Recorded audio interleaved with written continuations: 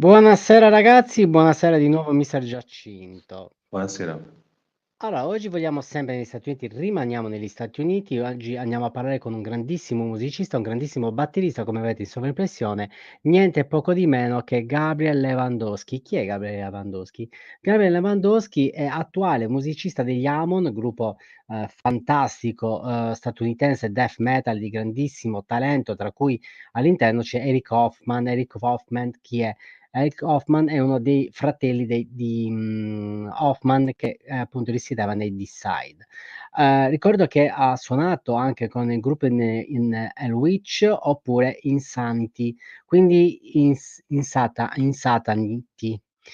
Quindi veramente band di grande rilievo che abbiamo avuto entrambe all'interno del canale. Quindi andiamo a chiamare niente poco di meno che il grandissimo batterista Gabriel Lewandowski. Good evening, Gabriel. Hello, how you guys doing? Fantastic. Allora, carissimo, facci una presentazione a pompa e a magna di mister Gabriel Lewandowski. La tua carriera, con chi hai suonato, dici tutto, fila per segno.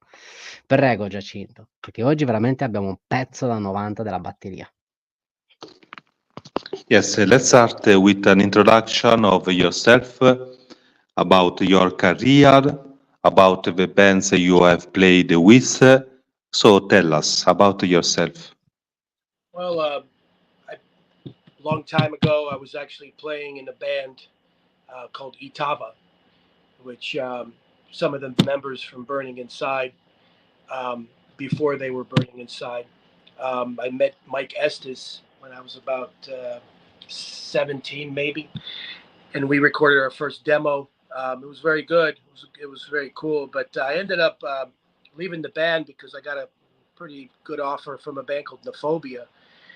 And I played with Nephobia for a while, and they were good guys. You know, we opened up a lot of shows. We played with Morbid Angel and Cannibal Corpse and Napalm Death, a lot of bands. So, you know, being like 18 years old, you know, it was just a good opportunity. So I left Itava and went to Nephobia, and we did a lot of those shows. We recorded videos. We did some really cool stuff, some demos and different things. They already had an album out with Tony Loreno on drums, and Tony left and moved to Tampa. So I came in after Tony, and we did a lot of different things for about a year. And I ended up getting an offer, a couple different offers. One of my best buddies that I was playing with for a very long time was Paul Ouellette from Diabolic, and he lived in Daytona Beach before he moved to Tampa. I became friends with him, and we were, even before Itava, when I was about 16, we were writing songs and playing in a band called Disembodied, but nothing really major happened. Then I reconnected with Paul.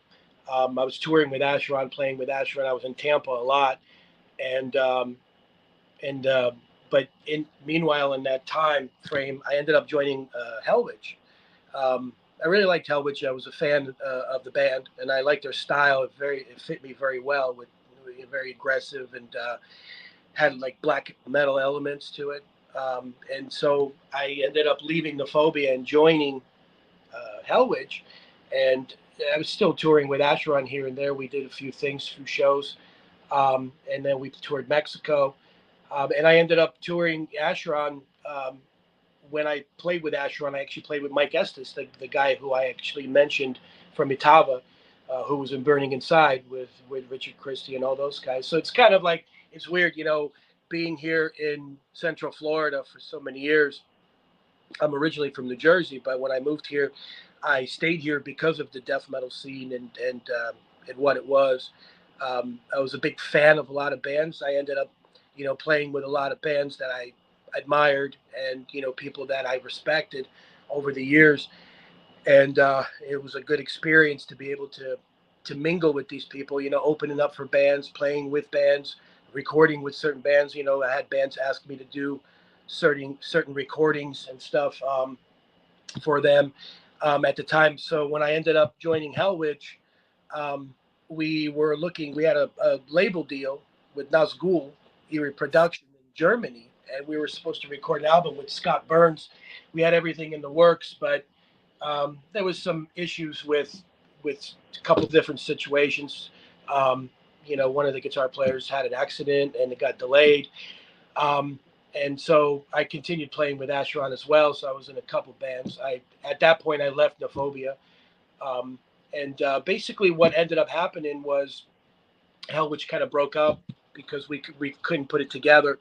I ended up going back and playing some shows. We actually opened up for Deicide in '98 on Halloween night in Fort Lauderdale, which was a very cool. There's actually a video on there of the whole show on YouTube. If you look it up, I could send you guys a link maybe later on.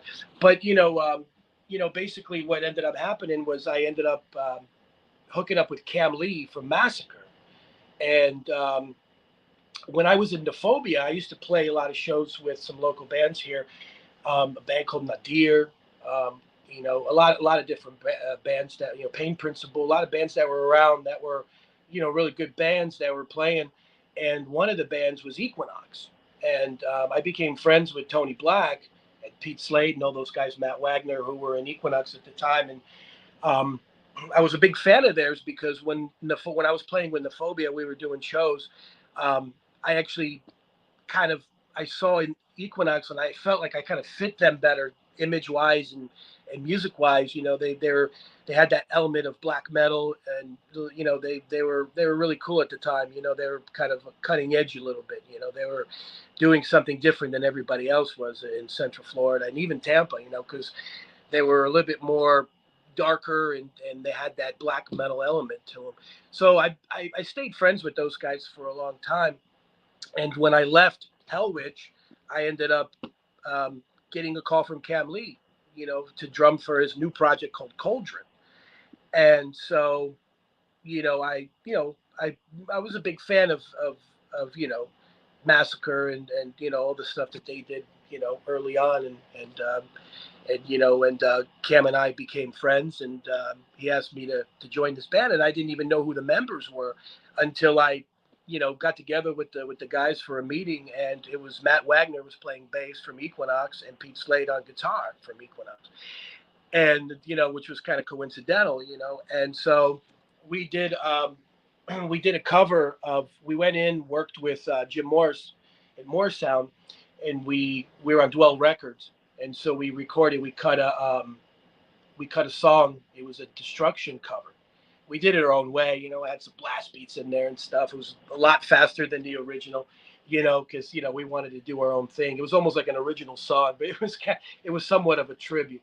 And so we did that, and then I really wanted to, I was always into blasting, playing fast, real technical and brutal, and those guys were kind of trying to, like, it was always a struggle with trying to write songs, because I was always about fast, technical, a lot of parts. Those guys wanted to write kind of groove oriented stuff, and more laid back.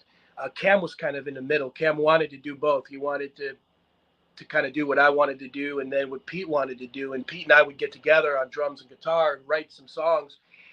And that just wasn't working out. And then, turn around, and those guys asked me to join Equinox. They said they're going to, their drummer, had some issues, and he went away. And, they were like, hey, we always liked your playing, and, we have been friends for a long time. We want to put Equinox back together. So they called Tony Black, and Tony Black came in, and, Cam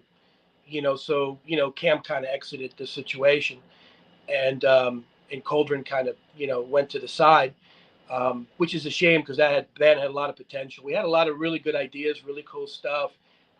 We did the one song, and we had a lot of songs that we were working on.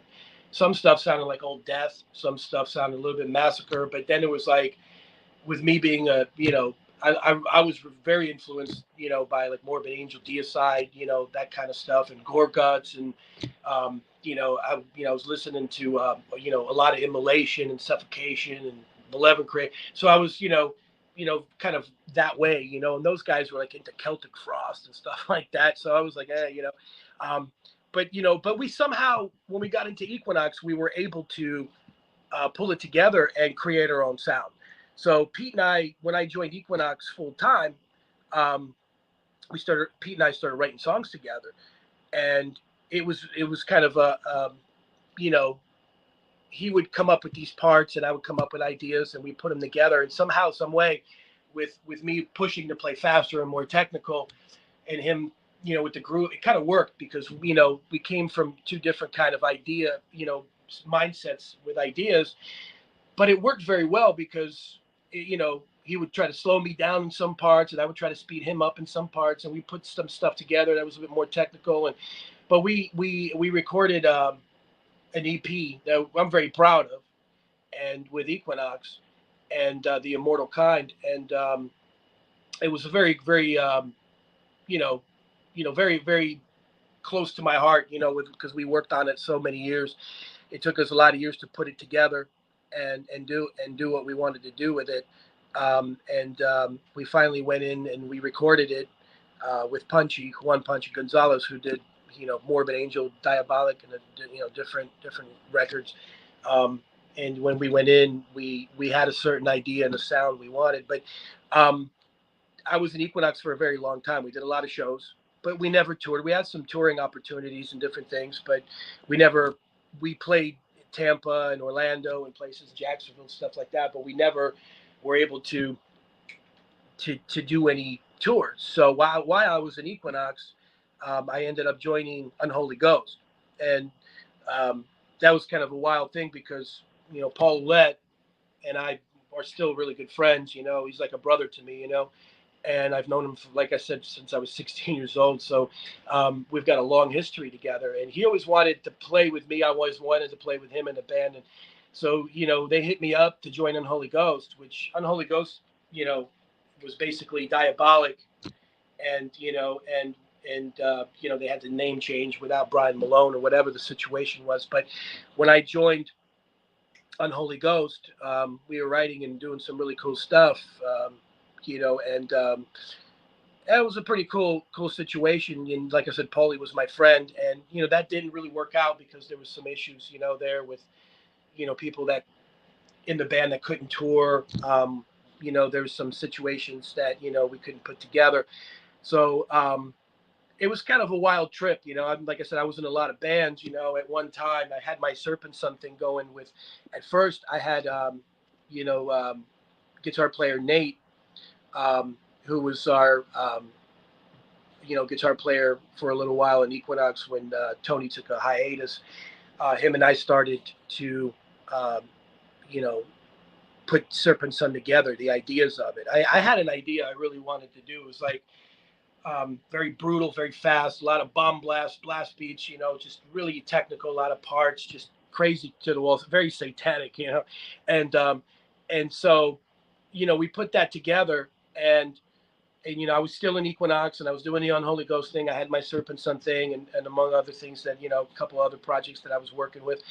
And so I was very proud of the Serpent Sun thing because that was coming from me. You know, I would like write the songs in my head, play the drums to a click, and then have them come in. And I had like guitar riffs in my head and everything already. So Serpent Sun was, you know, to me was like almost like a drum project where I could just go in and do my own thing. And there was nobody telling me, hey, slow down, or, you know, don't play too fast, or don't play too, you know, whatever. So that was a really cool thing. And I was still on, like I said, I was still on Unholy Ghost, but that fell apart. We had Brian Hipp on guitar, who was, you know, Brian Hipp was in Brutality. He was in Cradle of Filth, very good friend of mine, really good guy. And he passed away. Well, you know, and that kind of broke up the band a little bit. It kind of was a shock to all of us, you know, that, you know, what happened with Brian, and it kind of sidelined us a little bit. But I actually met Eric Hoffman. Like I knew Eric because we've played with Deicide a few times with, you know, with Hellwitch, and he, you know, we played with different project with Deicide. But what ended up happening was when I actually was in Unholy Ghost, Eric would come and he actually jammed and hung out with us and stuff, and we kind of became friends. You know, it was really cool, really good guy, man. And I was like, wow, this is really cool, you know. And so I kept in contact with him throughout the years, you know, with Eric, and through all this time, it's kind of, I know I'm kind of going in kind of weird circles, but I was still in Equinox at this point. Unholy Ghost fell apart. Serpent Sun was still doing its thing. We had some compilations we were doing, but I was very frustrated because you know, I was ready, you know, to go tour and do some stuff, and, you know, and all this stuff. We had a lot of things happening, and, you know, things weren't working out because of personal issues with people's jobs, this, that, families, and different things. So Jerry Morty, who was in Unholy Ghost with me, I became friends with him. You know, we became close, and he called me on the fly and said, "Hey, you know, Resurrection needs a drummer." I had, you know, they auditioned like 4 or 5 different guys, and, you know, musically they weren't really clicking. And, you know, Jerry was telling these guys about me, and I was actually a Resurrection fan. You know, when I was a kid, I had Bombed Existence, and I was like, oh, really? And they're looking for a drummer, you know, and you'd be perfect. I was like, really? That's cool. I was still in Equinox and doing a Serpent Sun thing. So I was like, yeah. And they're like, well, we're going to go to LA and we're going to play, you know, a big show in LA. So I was like, all right, that sounds awesome, you know. So, you know, I ended up learning songs and going out there, and we clicked. You know, John Astle from Resurrection, the founding member, him and I just we kind of clicked. You know, we became really good friends, and so, you know, I kind of shifted, even though I cared about Equinox, you know, tremendously. I put a lot of work and a lot of effort into that band for a lot of years. I believed in Equinox. I felt like Equinox could be much more than what it was, as far as, popularity, or even, being more accessible to the world, you know. But, you know, it had some limitations. And so I ended up joining Resurrection, and I live in more North Orlando. So going to Tampa, all the bands that I've ever played in Tampa, it's always been a rough situation, you know, traveling and you know, planning and different things. So it's quite a bit of a drive, but I did it for a lot of years, and that was just, you know, I just live out here. It's where you know, I live, but in Orlando. But so when I joined Resurrection, we ended up playing LA. Everything went well. We came back. Things were going pretty well. And I just, you know, I decided, you know, John, you know, was calling me and really wanted me to to join Resurrection full time and be a full time member. And I wasn't ready to give up on Equinox, you know. And meanwhile, in this point in time, there was a band, Killing Addiction. I recorded an album for The Fall of the Archetypes. You know, very cool CD. Um, you know, the Killing Addiction guys, you know, they were friends with the Equinox guys for a lot of years, and you know, it's the whole little clique in the scene. So it was kind of cool because you know, Pat and the guys called me from Killing Addiction, asking me if I wanted to record their CD, and you know, so I ended up doing that. We recorded. You know, I recorded the drums for Killing Addiction while I was in Equinox, while I was working with Resurrection, and I had Serpent going on. So I had a lot of different things going on. But I still believe that Equinox could have, you know, I'm the kind of person that I really want to, when I put 100% into something, I want to stick with it and make sure I follow it through. And in my eyes, you know, Equinox, we put a lot of years and effort, and all of us put a lot of work into the band. And we're all friends and, you know, very close for a lot of years. And I felt like, you know, Equinox had the image, the style, and what we were doing. I felt like we could have really taken it far. And you know, unfortunately, you know, not everybody was dedicated. You know, there's a couple other guys that had different projects and different styles of music. You know, and you know, the guys weren't really into. You know, some people kind of grow out of maybe playing death metal, or maybe they get you know, burnt out on it or something. They you know, a couple of the other guys were doing other things. So Equinox was kind of, you know, fading away. So couple, you know, there was a little bit of a time there that you know, I told John Astle that I just couldn't do the Resurrection thing full time. And, you know, that I was still in Equinox, and, you know, even though I recorded for Killing Addiction and did all this other stuff and was doing Serpent, I was very dedicated to Equinox, 110%. And, it was a shame because, our singer left, Matt. He had another band that he was playing here locally with that was more of like a new metal band, a hardcore band or whatever, you know, stuff that I really don't dig too much, but he really liked it.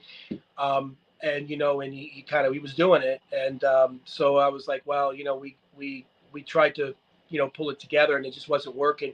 And at the time, you know, Resurrection, you know, they were calling me to do some stuff, and John called me. He goes, "Hey, you know, we got to go to Europe and do some stuff." And I was like, "Oh, that's cool." So when John called me, it was just the right time. And John and I just, you know, became even that much closer. John Astle from Resurrection, and we became really like brothers, man. He was like one of my best friends. And you know, so we started writing songs together. And you know, he would come down a little for, you know, stay with me for a while. I would go up there, stay with them, you know. And you know, it was just one of those deals. And we did, you know, 3 European tours together. You know, we recorded a really cool CD. We have a live album on the deck that, you know, I'm actually working on releasing from '07, that we did. And you know, there was a lot of things that we did that was really cool with Resurrection. And Resurrection was kind of like a thing where, I mean, I was obviously not the original drummer, um, you know, and but I felt like, you know, John accepted, you know, me in the band, and John and I were really great friends, and we had a really cool, you know, aura together. You know, when we got together, we used to laugh about it because, you know, we talk about like James Hetfield and Lars, you know, in their younger years getting together and just, you know, being locked in a room when they talk about writing and stuff. That's kind of what we did. You know, we would organically write material, write, you know, John would come with a lot of riffs, and I would come in on drums, and we just play, and it would just happen. And you know, we had our own way of doing things, but you know, it was old school, you know, old school way, and it was very cool. And like I said, John was like one of my best buddies. He was one of my best friends, and you know, very close to his mother, father, his brother, his daughters, everybody, and he passed away in 21. And, and that was the end of Resurrection, because, um, he was a founding member, and, in my eyes, he's always been Resurrection. He was always the guy. And you can't continue a band like that. It's like, there's certain, key members in certain bands that you just, it just doesn't happen, like Chuck from Death. I mean, Chuck was Death. Without Chuck there is no Death. Or even like Peter Steele, with Typo Negative. I mean, who could replace someone like that? It's like, I feel that way about John. John was a great riff, guy. He could write riffs, awesome riffs. Great songs. He was, just a good guy. Great friend, and we had a click. We had a thing. We were tight. And when we would go and tour and play, um, you know, people don't realize how when you're in the band, when you're touring with people, you become close. You become like brothers. Because you're spending time with somebody. You're being, you know, you know, it's just a closeness. It's, you're spending a lot of time with somebody, and you get to know them very well. And you know, John was just somebody that was very easy to talk to, and was a really, really great friend. Even taking the music away, John and I we made a pact, and like I said, I'm a committed guy when it comes to certain projects like Equinox. I believed in, and I stayed with them for a very long time because I felt like that could have been something special, and it was for in a lot of ways. And we did a lot of great things, and with Resurrection, I felt the same way. I stayed with John. I was in the band for a very long time until his passing, and you know, um, it was something that it's hard for me to get over because like I said, when you're close to somebody, you talk to them almost every day, and touring together, being together on the tour bus, just talking, going from country to country, experiencing different things, you have those memories, and when I think about him being gone, I have a hard time, coping with that. And I've been dealing with that for the last few years. So yeah, it's rough. But going to, I've since Resurrection, I've been in a lot of different bands and done some different things. Um, but the thing with Resurrection that we did was always special, and it's always going to be close to my heart, than what we've accomplished. And John's always, I know he's gone, he passed away, but he's still my brother, and I know he's around, and he's here, and he's watching me, because he was my brother. Um, so I always have that. It's always really cool to be able to have that, those memories, and have that friendship. You only meet a few people in your life that you could really, you know, you know, be that close to. Be somebody that could understand you, and and not judge you, and be able to to take the good with the bad and all that. And John was one of those guys. We both had our hangups, but worked together very well. And through bad times, through good times, we had both. We had bad times and good times, but we worked through them. And it was very cool to be able to. I was honored to be able to work with him. He's one of my best friends, like I said. And going to back to Unholy Ghost, I met Eric on a different level. Meeting Eric at a club after playing or something, talking to him, it was a different story. But when I was in Unholy Ghost, I actually got to know Eric and become friends with Eric. And I talked to Eric a few times over the years, um, about joining Amon. And yeah, I was in Resurrection. Like I said, I was really committed to Resurrection, and just like I was with Equinox. And I started talking to Eric again a couple of years ago. And Eric's just a really cool guy, man, and I respect him a lot. I'm a huge Deicide fan.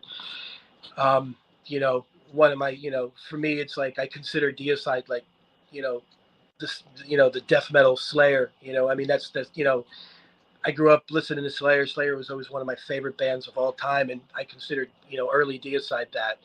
Those first three albums were a huge, huge, impact on me and who I am and how I how I am and play and, just, everything, I'm a, big supporter of Deicide in the early days, 100%. And working with Eric is an honor, to be able to talk to him and be able to do this Amon thing is definitely a really cool step. Getting over this whole thing with Resurrection. I was in Insatanity for a while and toured with them for a little bit, recording an album with them, a couple of other bands that I worked with. But, with Eric, I talked to Eric, and it's just like I'm getting that vibe from Eric the same way I got from John. It's a brotherhood, 110% brotherhood, and which is a really cool thing, And I think, when you're able to talk to somebody on the a real level, you're able to be creative with them and be able to communicate with them better. And like I said, Eric's a really good guy, so I'm looking forward to doing Amon 100%, right now. So that's where I'm at right now. So everything that I've been through, everything I've done, I'm here right now, and I'm, right now is my priority 100% is Amon with Eric, and putting a record out and touring or whatever we need to do. Ok, thank you very much. Prego Giacinto, traduzione molto lunga e ci sarà da divertirsi.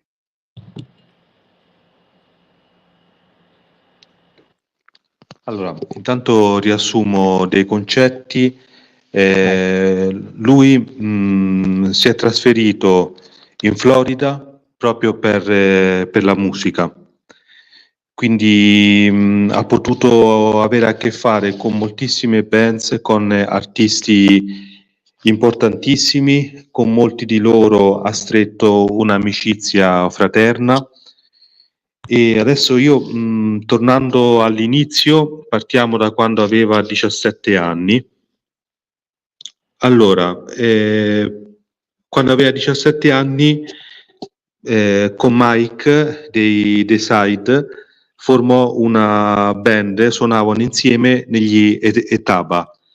Fecero un demo. Poi abbiamo la band Fobia. Fobia ha aperto concerti per bands come Morbid Angels, Napalm Death. Lui ha potuto suonare da adolescente prima come apertura per ottime bands, tra cui gli Equinox. Poi con i Fobia, quando aveva 18 anni, fecero dei demo. Alla batteria si aggiunse Tony Moreno. Tony Moreno lo chiamò a Tampa, in Florida, e si sono frequentati per un anno. Poi sempre a Tampa c'è l'esperienza con la band Diabolic. Okay. Poi ha conosciuto Hellwitch, Paul, hanno suonato in Messico dal vivo. Questa band Hellwitch aveva un suono molto aggressivo, quindi ribadisce il concetto che, potendo trovarsi nella parte centrale della Florida, ha potuto conoscere tantissime death metal bands proprio della scena, bands che rispettava, ha potuto fare registrazioni con loro, e questa band Hellwitch ha avuto come etichetta una etichetta tedesca di Scabbans.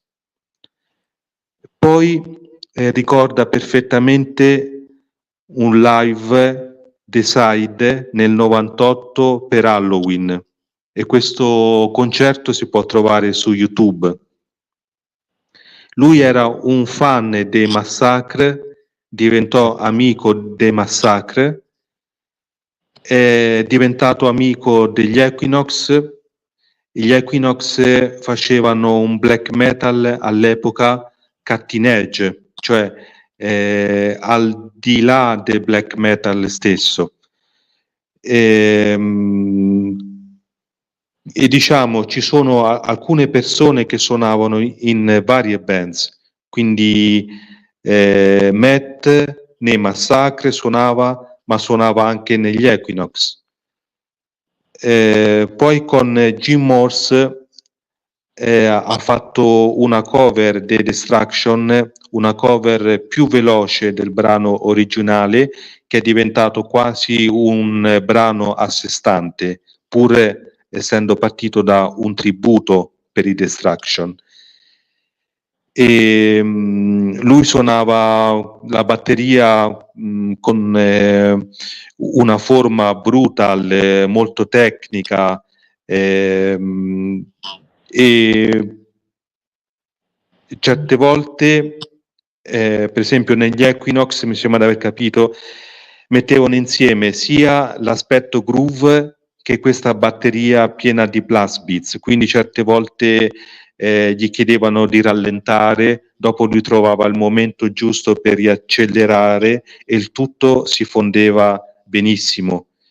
Quando è andato a suonare ancora più spesso con gli Equinox, quindi loro erano già amici, come ho detto prima. Da fan sono diventati amici, nel tempo è stato chiamato da queste band che lui amava e per esempio degli Equinox Tony Black, le loro influenze erano Morbid Angel, Mutation, Suffocation, quindi gli Equinox sono stati molto importanti per lui. Hanno fatto un EP insieme, molto lavoro c'è stato insieme, hanno lavorato molto insieme sulla musica, ci sono voluti anche anni per produrre quello che noi possiamo ancora ascoltare oggi. Poi a un certo punto negli Equinox è entrato Panchi Gonzalez e hanno fatto molti spettacoli dal vivo, però non tour con gli Equinox in quel periodo. Dopo c'è un'altra band ancora, Only Ghost. Con Paul loro si conoscevano da quando lui aveva 16 anni e Only Ghost praticamente è influenzato da Diabolic. Poi ci soffermiamo con accenniamo ad un'altra band e poi ci soffermiamo sulle tre principali, perché dopo ha spiegato ancora meglio il rapporto con le band Resurrection, Equinox e questa band che è Only Ghost. Però prima di arrivare a queste tre fondamentali parliamo un attimo di un altro passaggio. Serpent Song è un'altra band, Serpent qualcosa, e lì lui con questa batteria veloce, tecnica, brutale, avevano creato un suono satanico. Praticamente in Serpent Song lui si è sentito molto libero, lui aveva questi brani in mente, li scriveva, era una parte fondamentale lui di Serpent Song, mentre come ho detto prima nella band come ho detto prima c'erano dei momenti in cui ho spiegato, no? Dei passaggi dal groove al blast beat brutal. Invece in Serpent Song, questa band qui, lui era completamente libero. Poi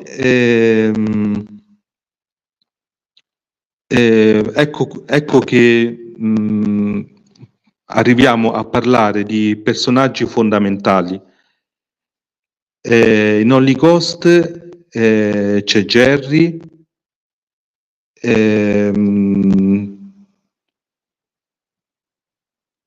Con Equinox lui ha sempre saputo che questa band poteva dare ancora di più, quindi stiamo parlando di vari anni.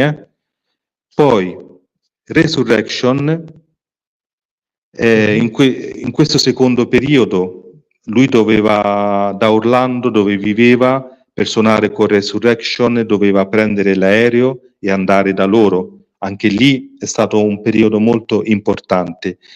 A Los Angeles con Resurrection è diventato così grazie al suo impegno, grazie anche alla richiesta di Resurrection di suonare insieme a lui, è diventato un componente a tempo pieno.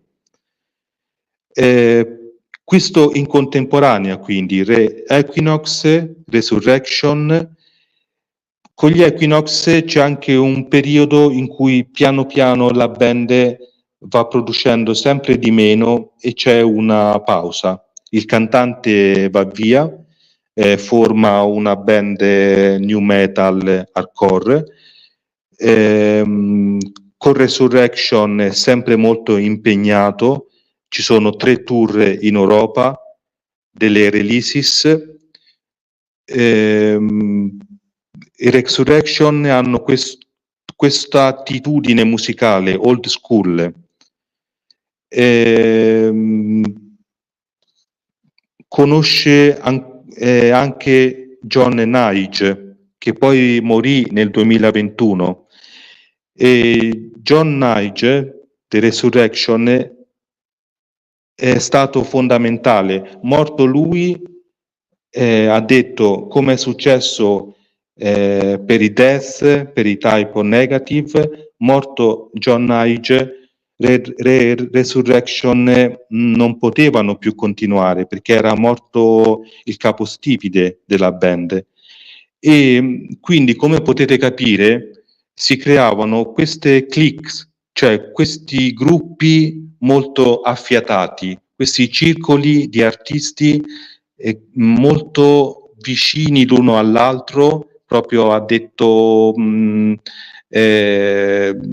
eravamo attaccati l'uno all'altro e quindi si formava una clique, una specie di fratellanza indissolubile. John Nige, The Resurrection, lo capiva benissimo a lui, non lo giudicava, hanno passato momenti belli come momenti tristi e adesso ricordandolo, dopo la sua scomparsa nel 2021, lui si giudica molto fortunato di poter aver suonato con John. Anche di Only Ghost non può che parlare bene. Eric, con Eric si sente anche al di là della band Only Ghost, ci ha parlato di nuovo 2 anni fa. E, quindi Eric, Only Ghost, stava anche nei Decide e i Decide sono stati importanti come gli Slayer. Lui li considera gli Slayer di quel genere lì. Poi con i Satanic ha registrato un album e con Eric, appunto, Decide, Only Ghost, farà un nuovo album insieme. Quindi una lunghissima carriera molto attiva, basata proprio su uno sviluppo continuo, da fan ad amico, suonare insieme. Queste band lo chiamano a distanza di anni e ancora hanno da fare insieme, soprattutto con Eric, come ho detto adesso, di Decide, Only Ghost.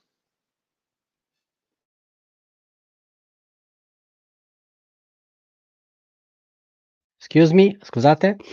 Molto interessante come storia, veramente molto, molto figa perché ha raccontato tutto nei minimi dettagli e quando fanno questo i musicisti è veramente tanta, tanta roba. Ehm, Gabriel, come potrebbe entrare il pianto di un essere umano o l'ululato di un lupo all'interno della tua batteria? È una cosa fattibile? È una cosa reale? Come descriveresti il tutto? Sono molto, molto curioso del nostro carissimo Gabriel, grandissimo batterista di talento puro e incredibile. Saluto Nera Morte, un abbraccio, ciao Valerio, Nicnomorfo, grandissima band che abbiamo avuto sul canale. Prego Giacinto. Senti Alan, per mantenere sempre il livello alto, visto che ci ha raccontato tutto per filo e per segno, mi puoi guardare per favore ululato, come si dice in inglese? Io intanto incomincio ad accennargli la domanda. Ok, subito, vai. Yes, now the first question. How could the cry of a child enter into the sound of your drums?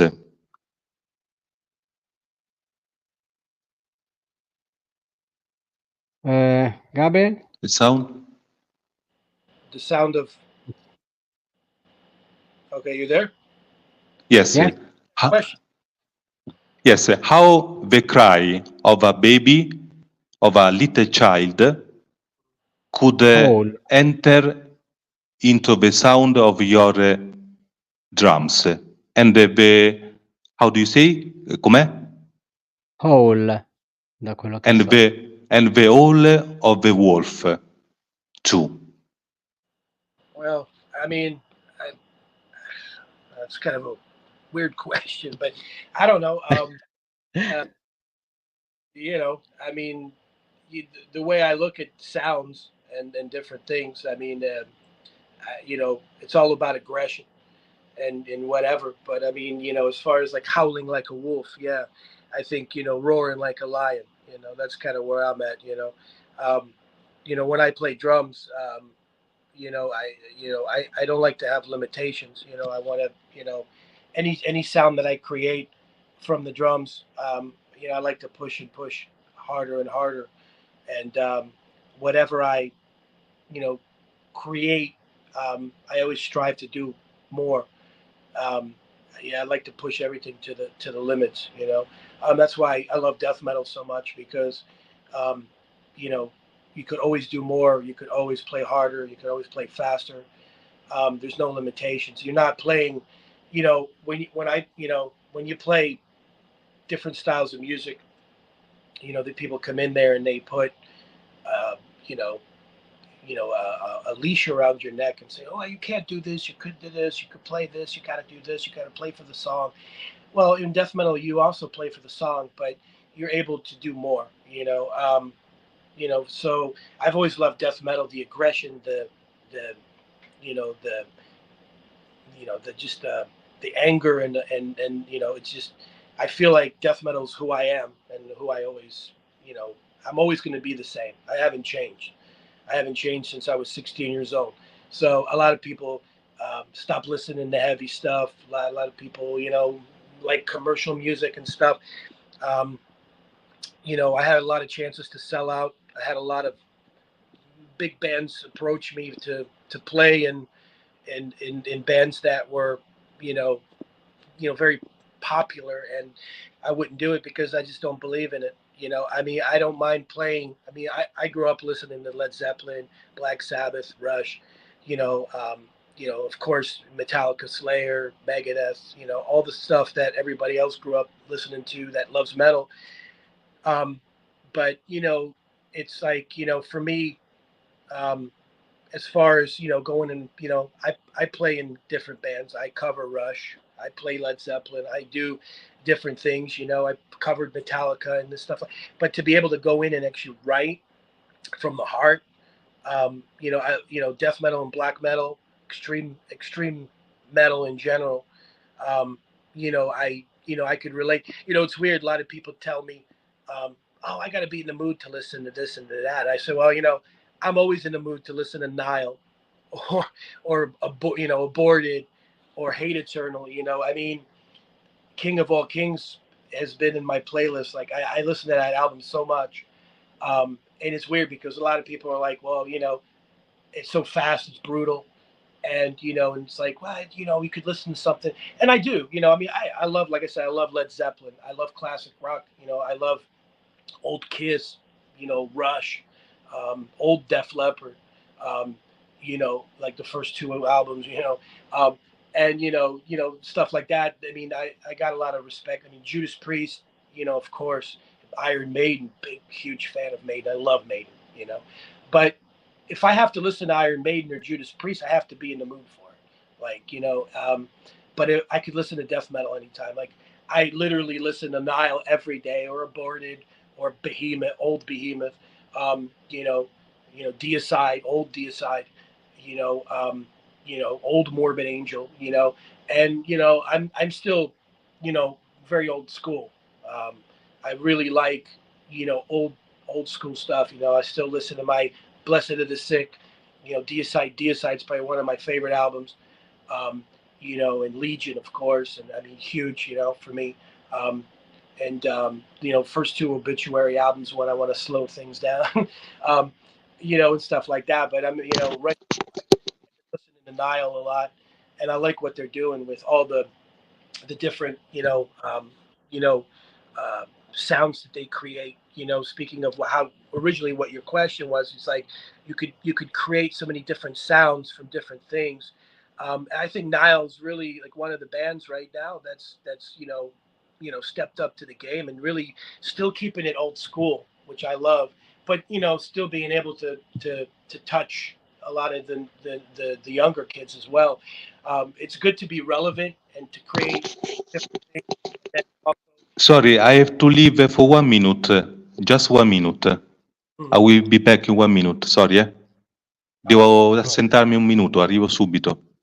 Ok, perfetto. Allora continuiamo appunto questa, intervista che adesso riviene Giacinto, il nostro carissimo Giacinto, e appunto andremo nel continuare, perché veramente stiamo, andando, oltre ogni aspettativa. Infatti ricordiamo che questa sarà la prima parte di intervista, perché ci sarà già seconda parte, quanto prima già.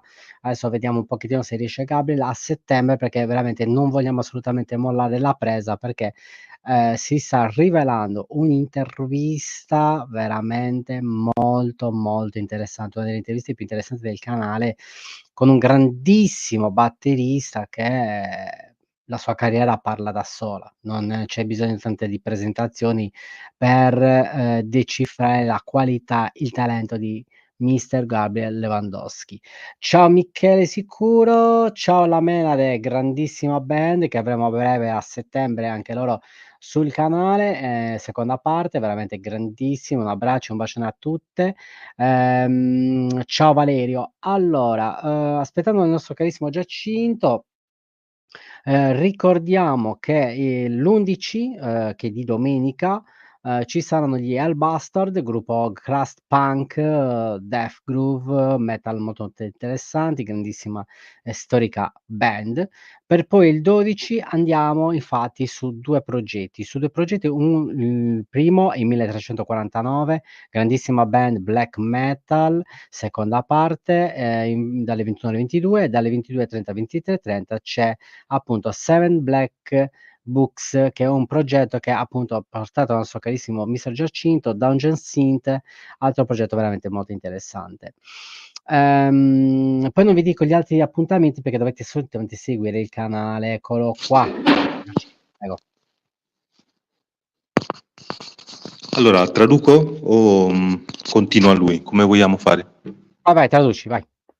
Allora, I will just translate and then you will finish what you were saying. Sorry for the delay. Quindi, sì, vede bene il leone, il lupo per la sua batteria. Perché? Perché lui suona, ama il death metal per il fatto che può suonare in un brano senza limiti, cioè può sempre spingere di più, dare sempre più carica al brano e suonare, spingere i limiti. Qualche volta in un brano gli viene chiesto di suonare in una maniera specifica, però lui riesce a sfondare le barriere praticamente. Ci mette la rabbia. Praticamente lui è rimasto come quando suonava all'inizio, quando aveva 16 anni. Ha avuto richieste da bands commerciali, però lui ha preferito sempre il death metal. Lui può fare cover di altri gruppi, diciamo, più conosciuti come Metallica, Led Zeppelin, Rush. Gli piacciono tantissimo anche i Kiss, Def Leppard, Judas Priest, Iron Maiden. Per esempio, per gli Iron Maiden dice, come per altri gruppi, dipende dall'umore, da come si sente, mentre per esempio per i Nile, per il fatto che sono old school, lui li ascolterebbe tutti i giorni, proprio li ama. Poi ci sono altre bands importantissime come Hated, Decide, appunto come ci raccontava prima, e poi sono dovuto andare di là un minuto. Perfetto, ok. Allora facciamo l'ultima domanda, ma gli chiediamo subito a Gabriel se può concederci già i primi di settembre la seconda parte della video intervista, perché c'è veramente tanto da chiederti e non è finita assolutamente qua. Gabriel, vogliamo assolutamente averti sul canale di una seconda parte, nella maniera più totale, perché per me e per me è un onore immenso. Prego, Giacinto.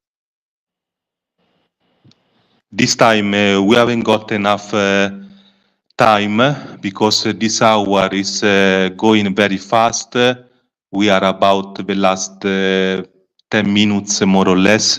So before of the last 10 minutes, we are going to ask you if we could do a second part of the interview. Yeah, sure. Ok, fantastico. Because Okay. for us it's a big honor to have the opportunity to listen from you, your memories, your affection for this extreme metal music. So it's not enough to talk for 50 minutes, 1 hour. We could talk for hours at the bar, you know. Right. Digli che lo scrivo domani direttamente in privato per concordare appunto l'intervista per settembre. If you want, tomorrow Alan will write you and we could find out one day starting from next September. Yeah, absolutely. Absolutely. Fantastico. Yeah, A te l'ultima...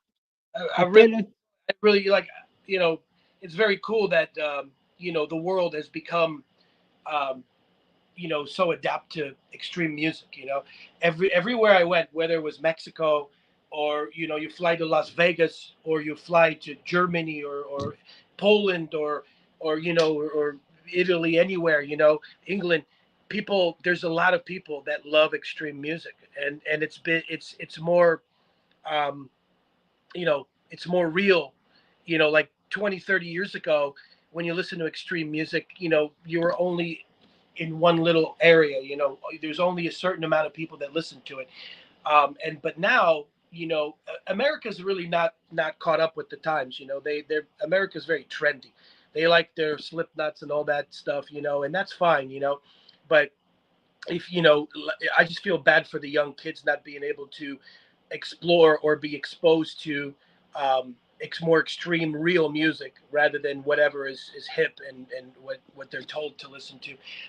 So yeah, I mean, I really like going to places like Europe or South America you know, Mexico, because people are a little bit more open-minded, it seems. With America, you know, there's only a select type of people that are open-minded.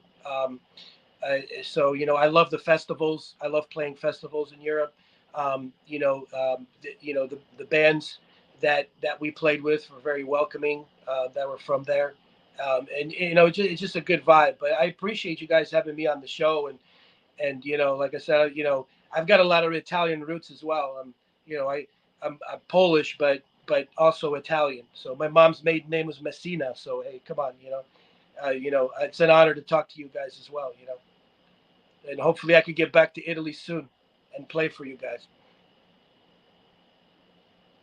Ok, Giacinto, vai. Allora, ci dice che adesso come adesso il metal estremo è vivo in tutto il mondo. Lui ha avuto l'opportunità di viaggiare in Europa, in Sud America, Messico, ha visitato molti paesi dell'Europa e si ricorda che 20-30 anni fa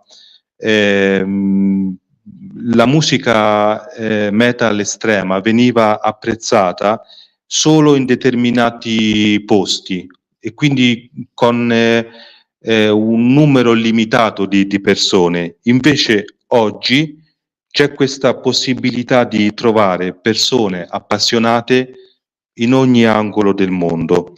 Degli Stati Uniti ci dice che ci sono delle mode, dei trend come, adesso non voglio essere cattivo, però lui ha detto così, ha detto gli Slipknot sono stati un po' una folata, una moda e invece lui si auspica che i ragazzini non si fermino alla moda degli Slipknot ma possano scoprire la varietà immensa del metal estremo e anche bands del passato, capire quanto è vasta la scena del metal estremo.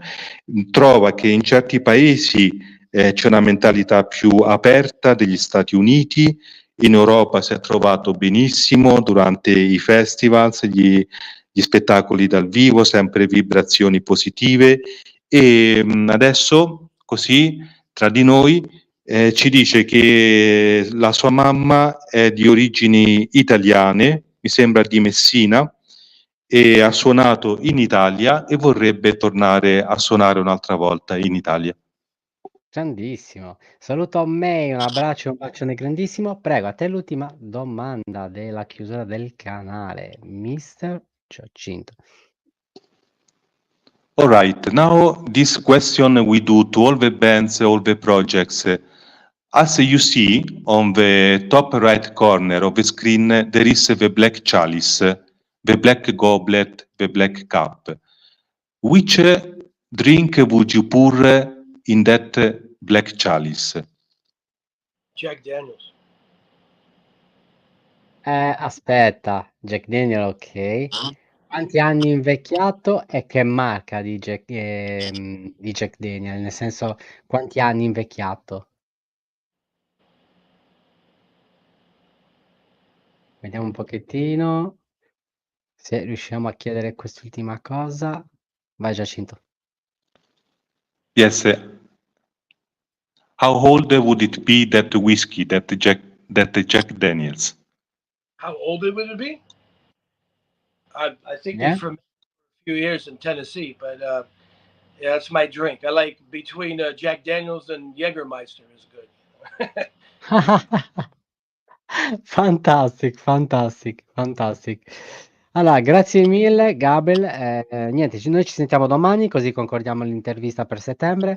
Grazie di cuore perché sei veramente un grandissimo musicista, una grandissima persona. Veramente è stato fantastico averti già nella prima parte sul canale. Ti auguriamo il meglio nella vita privata e nella vita artistica e un grandissimo in bocca al lupo perché te lo meriti veramente. Thank you very much from us. All the best for your artistic life, your private life, and tomorrow Alan will contact you in private. Okay, that'd be fantastic. Hey, nice talking to you guys, and I had a blast, man. Thank you very much, Gabriel. Yes. Bye bye. See you. Bye bye. Bye. Perfetto, ragazzi, anche oggi grandissima intervista con Mister Gabriel. Certo che possiamo dire che ha parlato, no? Guardate, io ho potuto tradurre una parte. Prima di andare di là, parlava di un album King of Kings. Okay, okay, okay. E poi ha parlato, Quindi oltre dei Nile, Hated, di altre due bands, che però non sono riuscito a trascrivere. non preoccuparti, questa è la prima parte, poi tanto i primi di settembre ci sarà la seconda parte, ci divertiremo di brutto.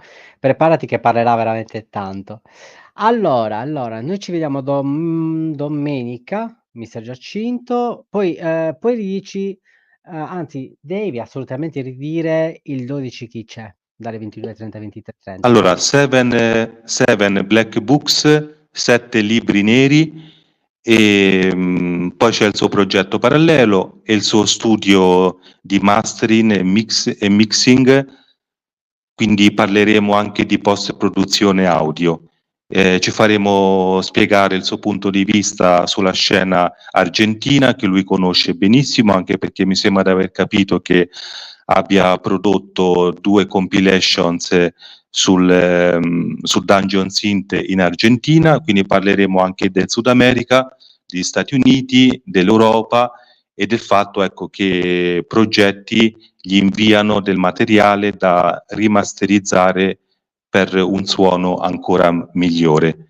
Quindi parleremo di varie cose in contemporanea. E poi proveremo con questo spagnolo, dai.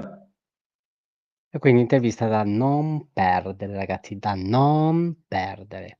Allora, Giacinto, ti auguro una buona serata e una buona notte. A domenica. Buon A sabato. domenica, buonanotte. Ciao carissimo. Okay ragazzi, niente, allora prima di tutto voglio salutare Aborim. Alan vieni a Roma, cazzo devi passare una serata con noi in Noctisium. Me lo sono per eh, porca puttana. Porca puttana, peccato che non riesca a venire. Veramente perché, voglio assolutamente vedervi dal vivo ragazzi. Aborim voglio vedervi dal vivo perché già abbiamo avuto 2 volte nel canale, veramente è stata una goduria orgasmica pura.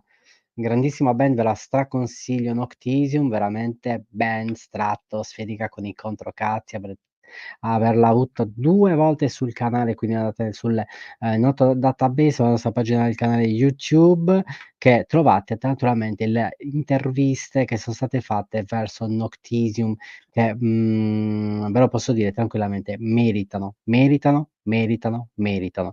Ciao Cart. Allora niente ragazzi, noi ecco qua c'è la pagina YouTube, noi ci vediamo direttamente domenica. È stato un onore per noi l'onore è tutto mio Aborim, Aborim. Ma non è finita qua, preparati. Ma non dico niente. Vediamo un po' cosa si può combinare con la terza parte, ma forse sarà una cosa veramente molto, molto interessante, ancor più interessante, scusate, perché già è stato 2 volte interessante, ancor più interessante e sarà ancor più estrema. Sicuramente sarà ancor più estrema, ma non dico niente. Vediamo un attimino perché sto pensando delle cosettine sul canale, vediamo un attimino, rivelando le playlist, quindi non preoccupatevi. Sta per uscire anche l'Arte Degenerata Zine in versione inglese di 400 pagine e poi, già da agosto si lavorerà al terzo numero, anche se in ritardo. Sei un grande, sei un grande. Sì, preparati Avorim, prepara anche i tuoi compagni perché veramente ne vedremo delle belle. Niente, come stavo dicendo, sì, sto cercando di fare anche le playlist, vediamo un attimino, come ho sempre detto il mercoledì dalle 17:18, 17:18 e il venerdì dalla mezzanotte all'1, questi sarebbero gli orari ogni settimana. Questa è l'idea di fare appunto queste playlist. Ricordo che a fine mese ritornerà l'Evoluzione Underground, come animazione che verrà presente tutti questi giorni con la locandina, con varie locandine. Poi la parte horror forse dovrebbe arrivare a entro agosto, anche la parte horror. Poi, ci sarà il Calice Nero Crime entro agosto, infatti devo contattare Matteo Pacini, il nostro consulente del Calice Nero. Sì, un rullo compressore, cazzo, quanto vuoi, quando vuoi, dai, mica alla grande allora. Allora ti scrivo in questi giorni.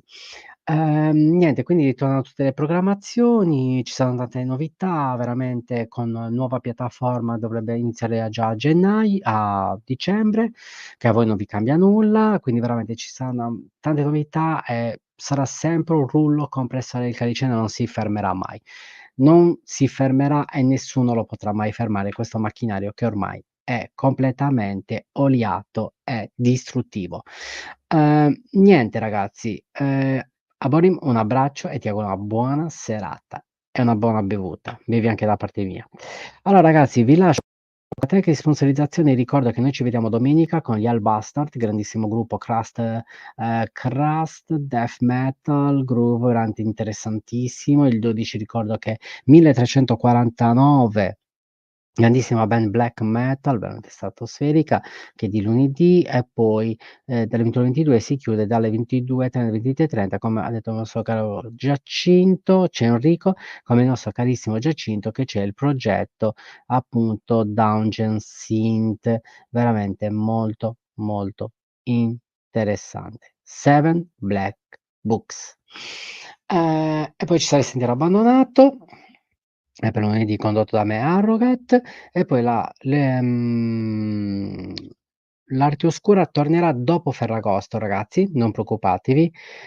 Eh sì, la seconda parte, Avorim, la seconda parte con i 1349. La prima parte c'è stata l'audio intervista, stavolta video intervista. Cosa volevo dire? Volevo dire un'altra cosa. Niente, l'Arte Oscura ritornerà dopo Ferragosto, quindi poi il canale si prende un paio di giorni di ferie dal 14 al 17 in ferie, tra virgolette, perché poi si lavora sulla Zine, sul canale sempre dietro le quinte, quindi non ci si riposa mai. E poi il 18 ritorniamo con i The Hand, seconda parte di video intervista a quest'altra grandissima band molto molto di grande spessore olandese.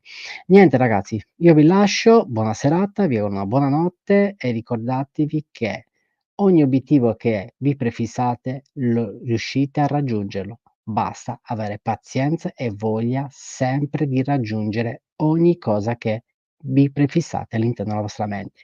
Il grande spettacolo continua e non si fermerà mai, il sacro codice non è 000, la morte vi renderà liberi. Vi lascio con la track di sponsorizzazione Marea Rapid Tune tutto il mese anche di agosto. Buona serata. Au revoir.